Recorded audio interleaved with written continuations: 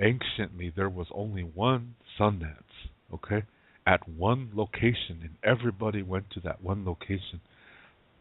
This is a sacred area outside the Black Hills, in a place called Matotipila. You know where that's at? Matotipila? I'm not going to tell you.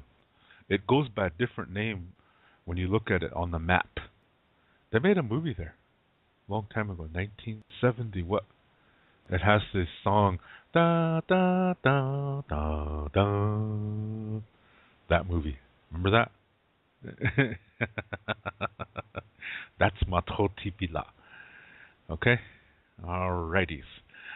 Anyway, that was the location where they did the Sundance. They did that, just one location.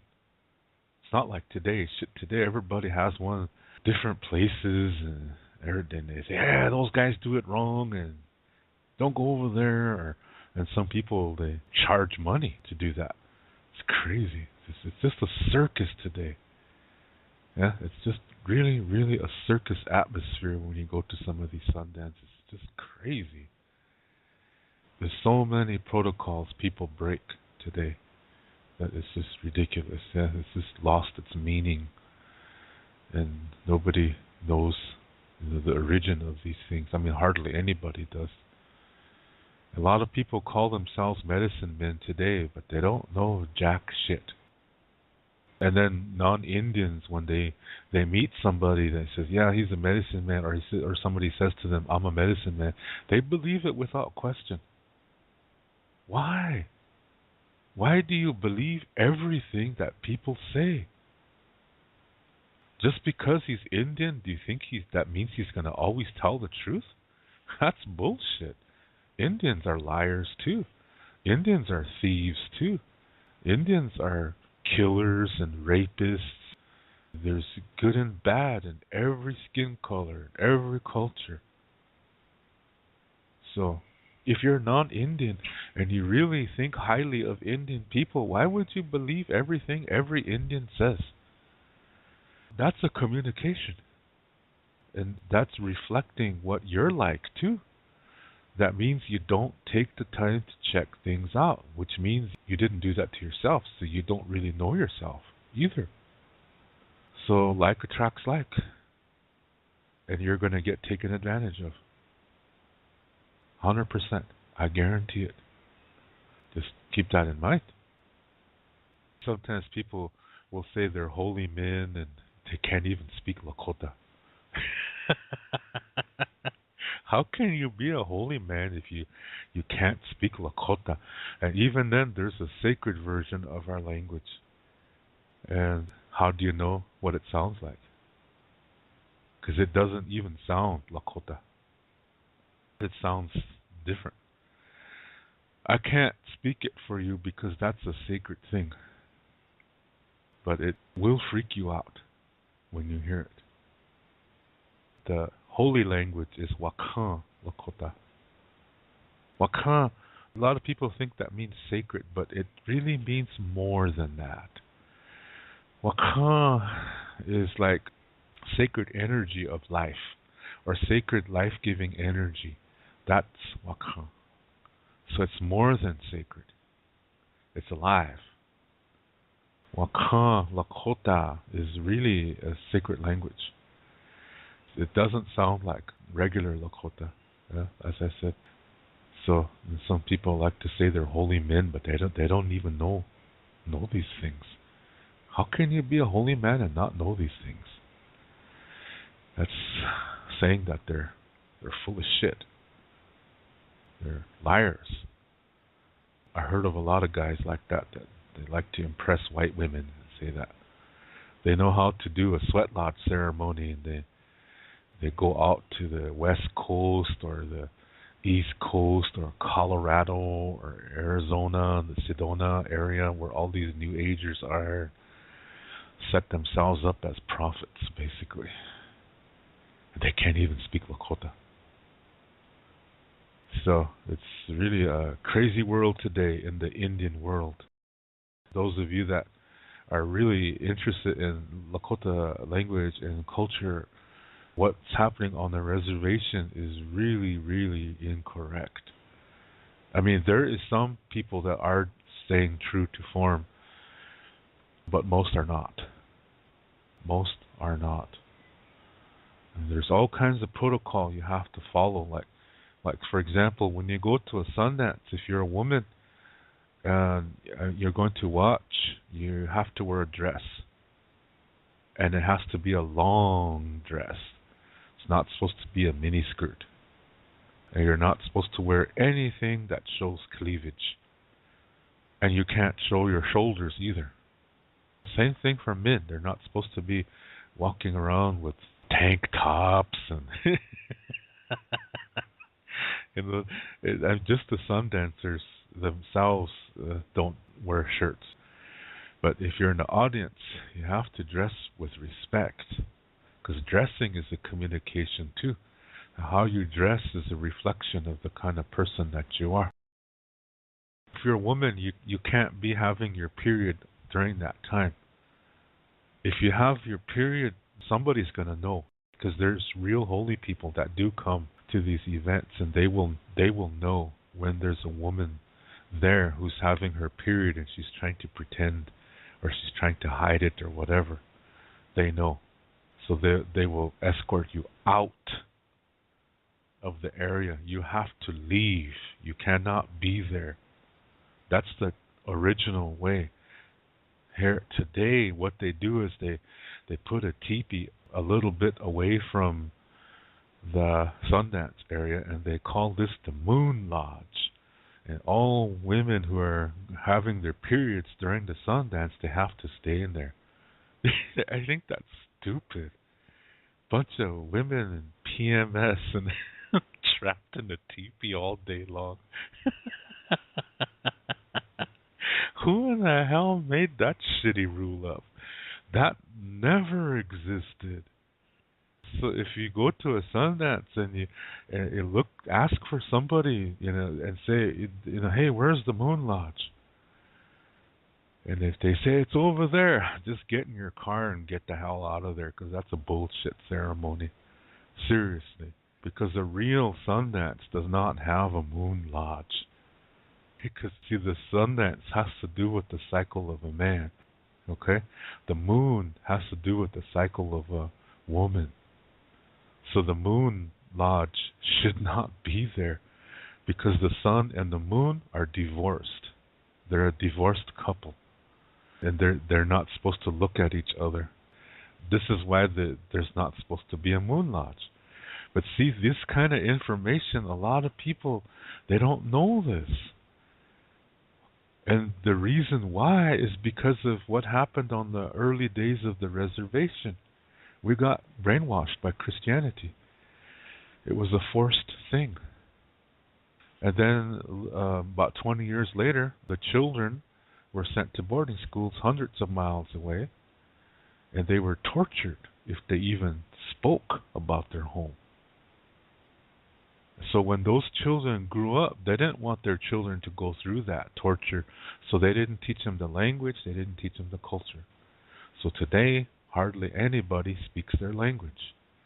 And this is the reason why people don't know the complete versions of stories and ceremonies. So what they know is like a story or a ceremony, but with a bunch of gaps in it. They don't know what goes there. So they fill it up with their own ideas. But the trouble is that their ideas are based on Christian thinking.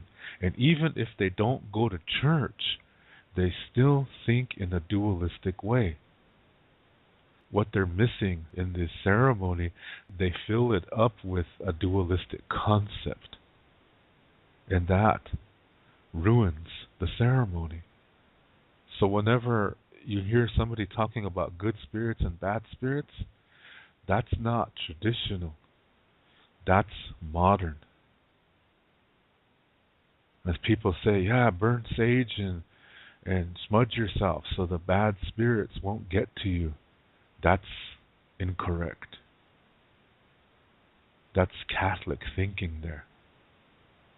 People smudge themselves to calm themselves down, That there are energies out there that are kind of unhealthy, kind of disrupting, but this is not evil. Unhealthy and evil are not the same thing. Okay? So the sage is, when you smudge yourself, that's to help you tune into yourself. And it kind of energizes the air. Yeah, it smells good. And it makes people feel a certain way. It puts people in a certain mindset. It's relaxing. It's spiritual. It's prayerful. That's the reason why they do it. In ancient times, they didn't do that to chase away evil spirits, because there's no such thing. In the ancient Lakota way, there's no such thing. I'll talk a little bit about this. I'll explain why more in detail. How come today most Indians think they know the traditional way, but what they really know is something that's incorrect. And most of what they know is incorrect. And most of what they know is dualistic. It's not the ancient way. There's a journey that happens for certain people. It starts with a Heyoka. A Heyoka is a man who dreams of thunder and lightning constantly. And even when he's awake, seems like there's always thunder and lightning wherever he goes. So he's getting a little bit concerned. I would too, yeah. So he has to go talk to a holy person to find out what is this, because it might be a call from the thunder being Wacipi for that man to become Heyoka for at least 1 year. Okay? Wacipi is something like a hermaphrodite. She's both male and female. When she expresses her male side, then he is Heyoka. Yeah, he is called Heyoka. Heyoka does everything backwards. They walk backwards.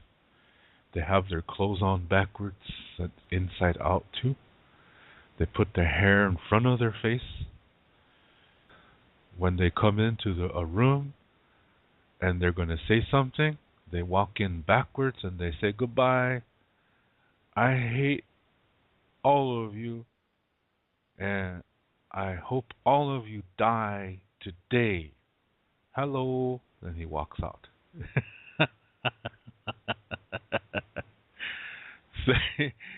So you have to interpret that, yeah? That what he really said is, hello, I love all of you, and I wish all of you to have a long life, and see you later.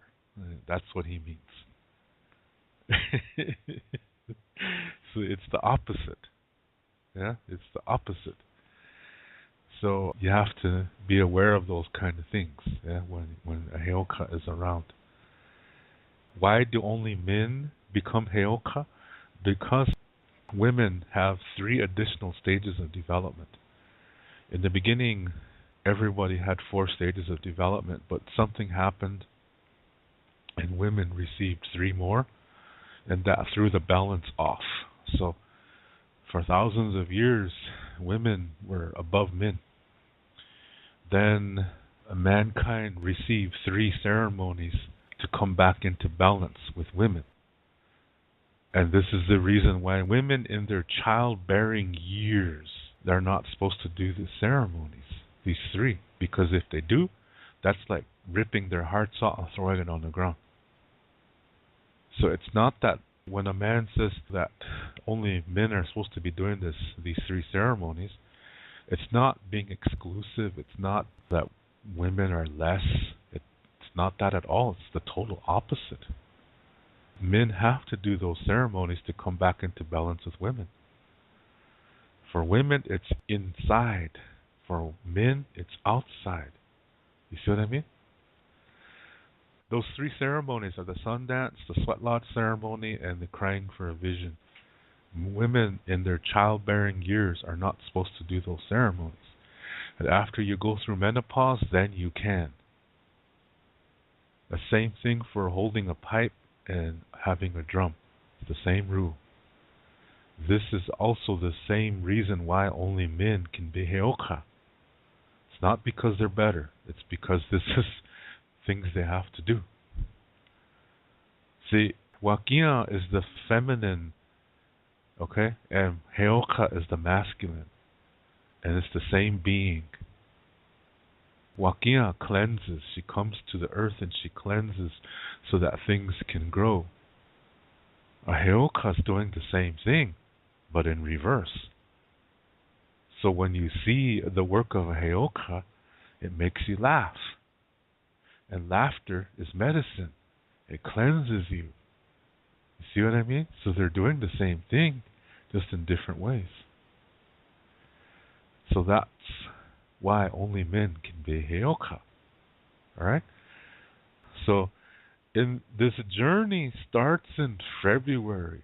We have a constellation that looks like a pipe bowl. Now when the sun's path goes through this pipe bowl constellation, in February they have to go cut red willow.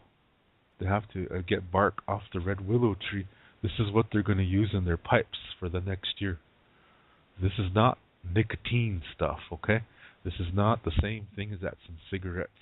You're not supposed to be putting cigarette tobacco inside pipes. Or you're not supposed to put marijuana in pipes either. You only put this red willow bark. It's called chanshasha. That's what you put in there. So you do that. And then the next constellation that goes through the sun's path, it's a landmark that's in the Black Hills. And it's called Heyoka. And this is where they call back the thunder. So this is where they need the Heyoka. That's why I explained what that was. So Heyokas call back the thunders. Now, how do you think he's going to do it? Is he going to go up on a hill and say, "Okay, Wacipi, come back now"? Is that what he's going to say? No. He's going to say the opposite. He's going to say, "We don't need your help, so just stay away." He's going to say something like that. Then that's calling them back. So Heyokas do that because Heyokas have the connection to the thunder and lightning. So a Heyoka clothes are decorated with thunder and lightning. But it's a certain way, okay? So you don't just draw what you think looks like lightning. It's the Lakota way of drawing lightning is very different than what you think. So that's what they paint on themselves and they call the thunders. So there's a group of people that do this. Now it's not supposed to be the whole tribe. Okay? It's just a certain group of people that do this. Then from here they go into the center of the Black Hills to an area called Tresla. There's two reasons why nobody lived there. And they only did one ceremony a year there. And some young Lakota people like to say, "Yeah, they did ceremonies there all year long since time immemorial." No, that's false. Totally false. You're not supposed to do a sweat lodge ceremony there. You're not supposed to do a Sundance there. You're not supposed to do anything like that there. There's only one ceremony that's allowed, and this is another calling back. This is calling back the animals, calling back the birds that went south, waking up the bears that are hibernating. They do this after they leave Heyoka. So this is around March. So then, from this location, they split into two groups. One group goes to Matro Tipila, And the other group goes south towards Colorado area. And they're going to the Rocky Mountains. Probably more like what today is called the Grand Tetons. It's probably more in that area. And there they get volcano rocks. And the group that goes to Matotipila, that's north, okay? What they're going to do is they're going to prepare this area for the Sundance that's going to be held on summer solstice. So there's a lot of preparation they have to do because thousands and thousands of Lakota people are going to show up. They only had one Sundance in those days, and that was the location because this is sacred for that. So they're going to spend several months getting everything together. Yeah, so these are probably the bachelors, yeah? Or men with bossy wives, yeah? Shoot. Anyway, so the group that goes south, they get a lot of volcano rocks because they're going to use those volcano rocks in the sweat lodge ceremonies that are part of the Sundance ceremony. It's actually 12 days. 4 days preparation, and the fourth day of preparation is tree day. That's when the Sundancers separate themselves from their families, and then the first day of dancing started summer solstice, and that goes for 4 days. Piercing happens on the third and fourth day, and then after the fourth day of dancing is over, there's a 4-day conclusion. So the dancers stay away from their families for 12 days. The first 4 days is to get into the Sundance frame of mind. The conclusion 4 days are to slowly return to normal life. So that's how they used to do that. So there's a lot of sweat lodge ceremonies that are going to happen. So that's why they bring these rocks. These volcano rocks have a really long-lasting effect inside of the sweat lodge. Yeah? And these are, remember, the lava rocks. This is like coming from inside the earth. Lava is the blood of Grandmother Earth. Some people say it's water. No, it's not. It's lava. Remember, blood is red. So keep that in mind. So this is why they want these rocks, because these are very ancient. There's ancient energies inside of those rocks. And that's what they want inside these sweat lodge ceremonies for the sun dancers. So they get a whole bunch of those, then they go up north and meet that other group. And then they help the other group finish preparations. When the meadowlarks come back, these are birds that really sing pretty songs. They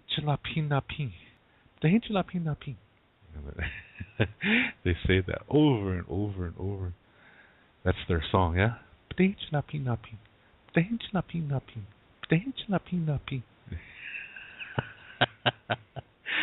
say they speak Lakota, yeah?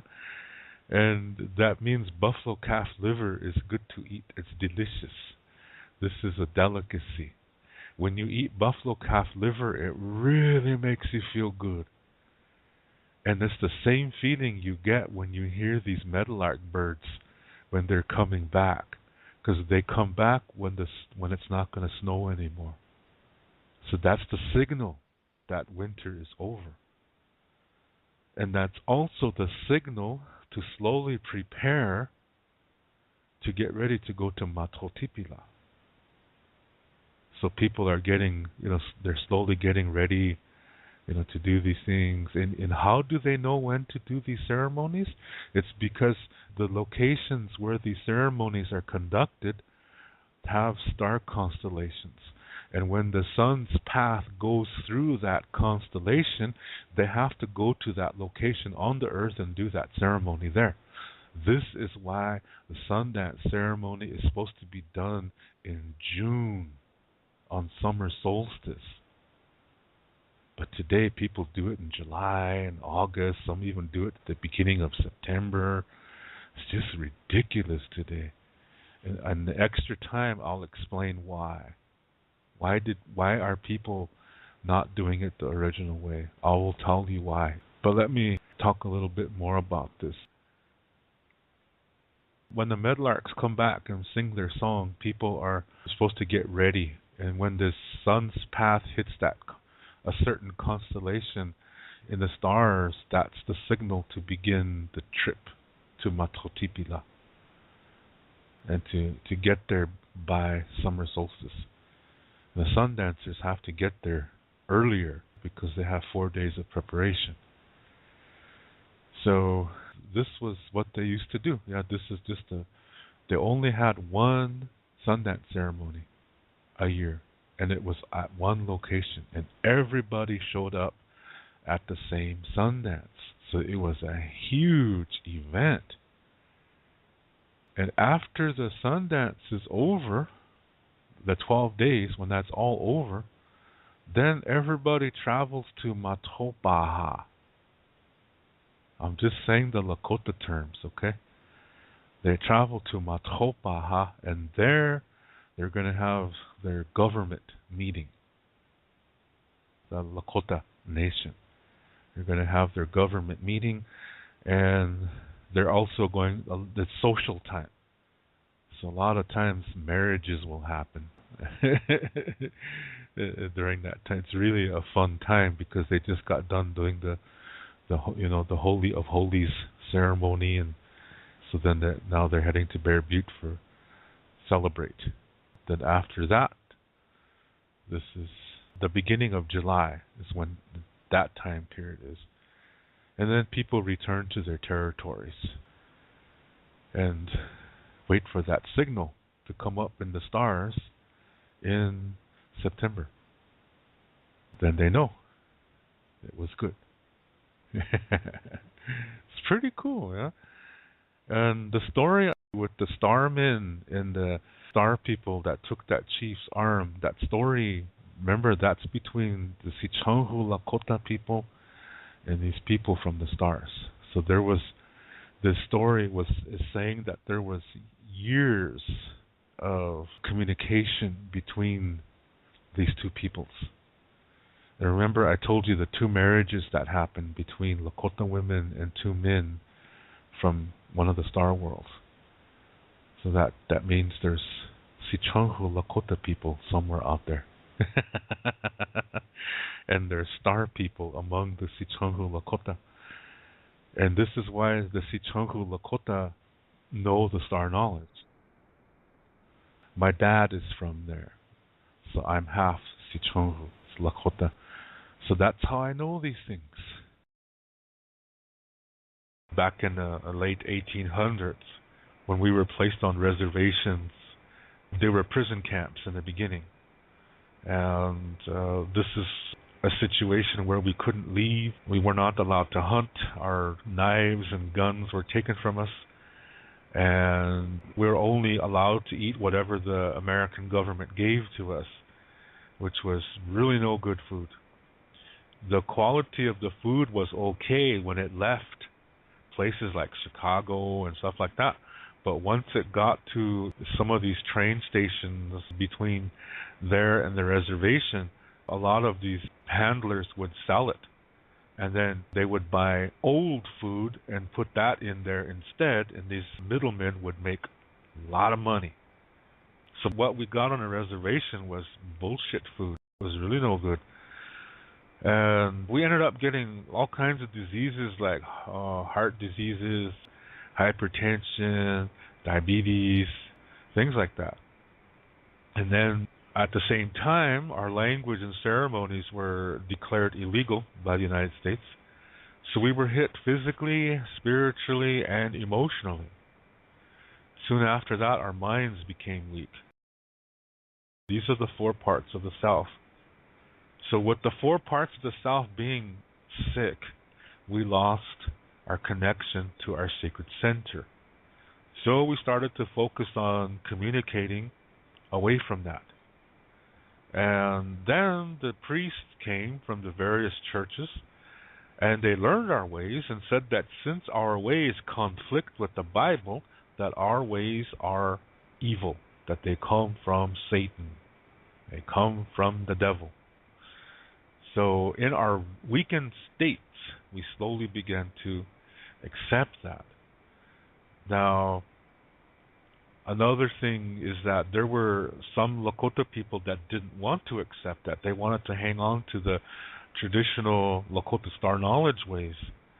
And if they revolted, they were sent to a mental hospital in Canton, South Dakota, which was set up for all reluctant Indians in America that did not want to become Christianized. They were sent there. And these church priests also committed the medicine men, medicine women, holy men, holy women. They committed all of them to these mental asylums too. This way, the people would not go to them for help, that they would come to the churches. They wanted the Indian people to only go to the priests and not their traditional healers. So they sent the healers to this mental asylum to die. And if you are radical, you were sent there to die too. So while this is happening, the priests are saying to the Indian people, if you believe our way, we will help your children. And so it was a very, very dire straits time. And so a lot of Indians became Christians because of that. Like I said, we were weak-minded too at that point. And those who stuck it out, there were people who refused to accept Christianity, but they went to church anyway. What they were doing was they were putting up a candy store front. On the outside, they were acting like good little Christian Indians, but on the inside they weren't. They were star knowledge people. They did this because they didn't want to get sent to that mental asylum to die. That's sad, isn't it? But that's part of what happened back then. And it's because of these people who maintained this knowledge in secret. Thanks to them, they passed it down to certain people, like me, and we still have this knowledge. And I'm sharing it with you. Because this regards the sacred center. And we all have that. This is not a Lakota thing. This is a Ikje Oyate thing. Ikje Oyate means human being. When you live this way, you communicate as a human, not as a Lakota, not as a German, or a Japanese, or an African.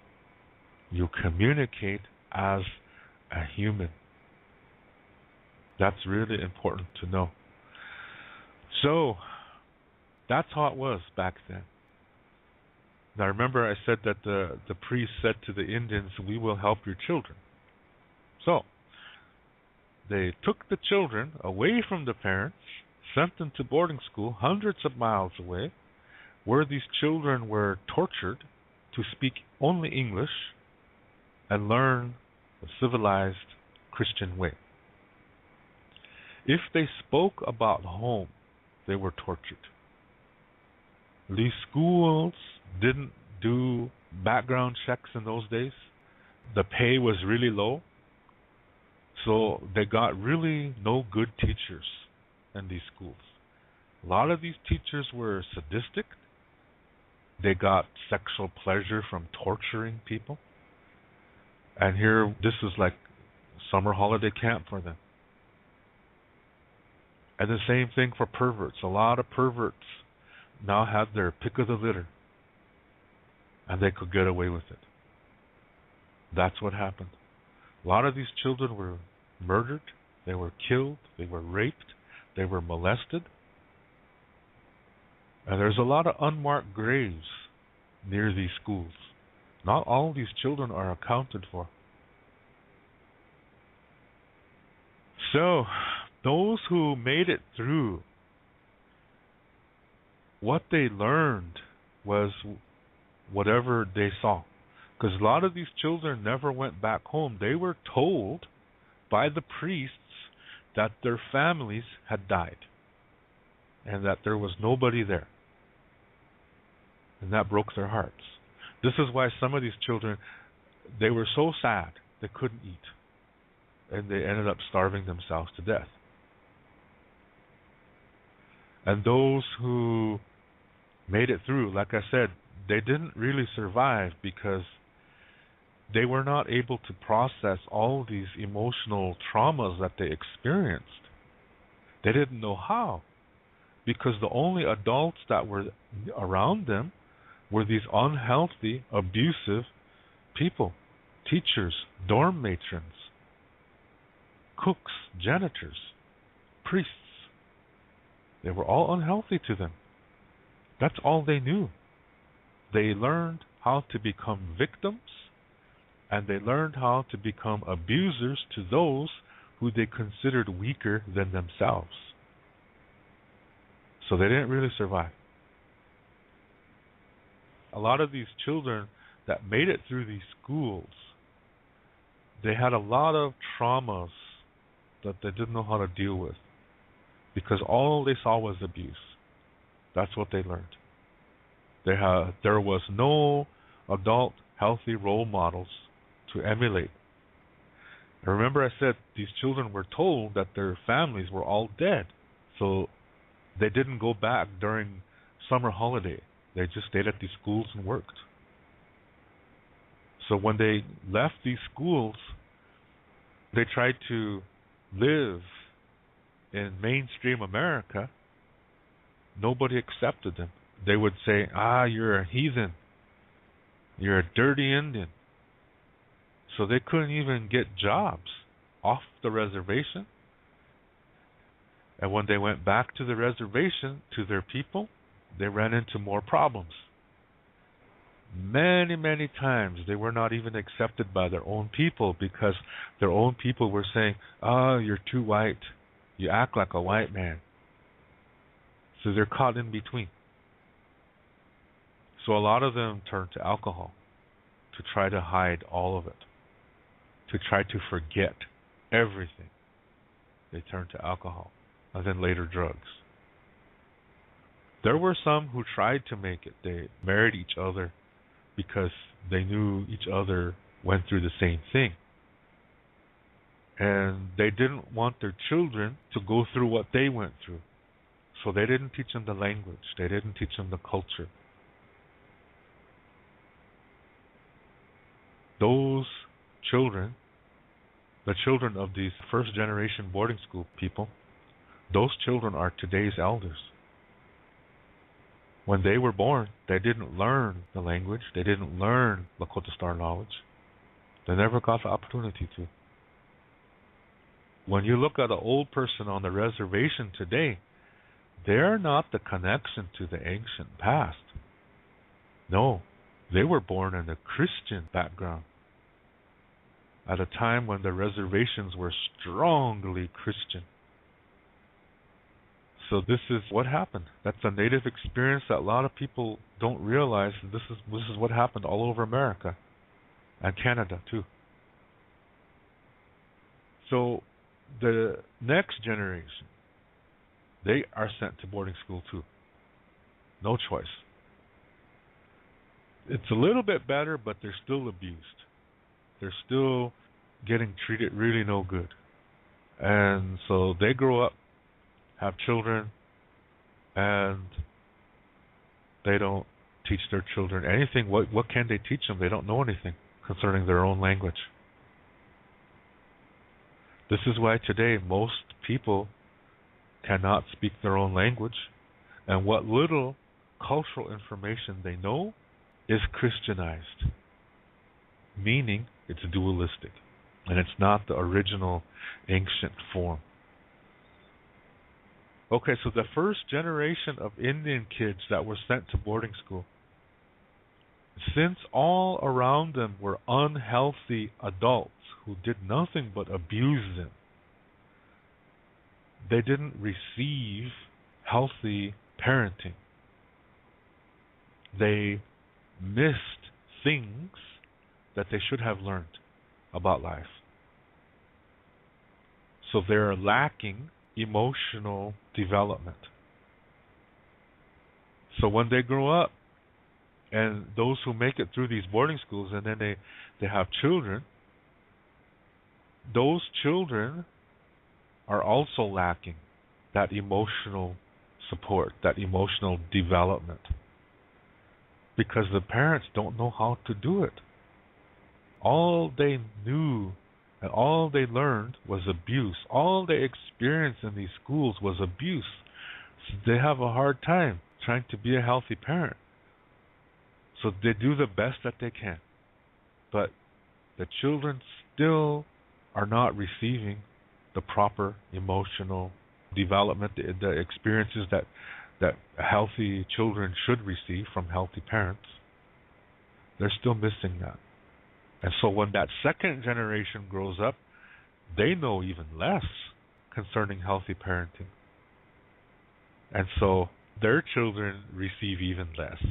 And every time this happens, the next generation becomes more dualistic than the previous one. So let me try to say that again. The first generation boarding school kids, they didn't receive proper parenting skills. So when they have children, their children are not receiving healthy training that they should be receiving. They're receiving even less than their parents. Now that second generation, when they grow up, see, they know even less. So when they have children, those children are receiving even less, and it gets worse with each generation, which also means that the less healthy emotional development they receive, the more dualistic they become. So with each generation is more becoming emotionally underdeveloped, they're also becoming more dualistic. So today, it's a huge mess on the reservation. As a whole, we're incredibly underdeveloped emotionally, and we are incredibly dualistic. We're quick to attack each other. We're quick to pull each other down. We're just like the rest of the civilized, dualistic world. Notice I didn't say white man, because this is all over the world. It's not just among white countries. It's all over the world.